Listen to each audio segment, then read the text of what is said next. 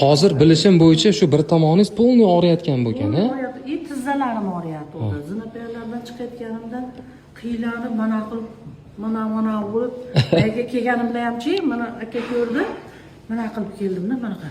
Mana qilib. Qarang, to'g'risini aytib, bitta muolajada yaxshilab qo'yishdimi? Bittada bo'ldi mana. Ha, bittada. Muhammad aka, nima qildingiz xolami? Qanaqa muolaja o'zi u? Yo, bularda shunaqa, ya'ni kineziologiyada shunaqa tez fursatda inson organizmi vasстановление bo'ladi. Ha. Juda ko'p ayollar shikoyat bilan keladi, misol uchun hojatga tez chiqadi, kechqurunda chiqadiganlar, uyqusizlik, bezovta qiladigan. Bir kunda nechina yaxshi bo'lgan. Hech qanaqangi ukol qilmaysiz, dori darmon qilmaysiz. Kineziologiyaning ilmi bo'yicha siz o'zingiz odamlarda maxsus muolajalar bilan tiklaysiz. Hozir oyoqlaringiz yaxshimi hozir?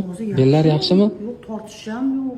Hozir tortishyapti. Qanaqa qilib diagnoz qo'ydingiz? Nima kasallik o'zi bu xolamda? Bularda grija, основной orqa tarafda oyoq tortishligi bu grijadan bo'ladi. O'sha pastki qismdagi umurtqa pog'onalarida grija chiqib, nervni siqadi, bu yoqqa o'tayotgan impulsdan chiqadi.